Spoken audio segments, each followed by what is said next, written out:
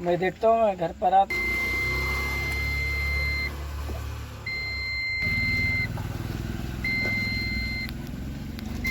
Tester दिए। चालू हुआ।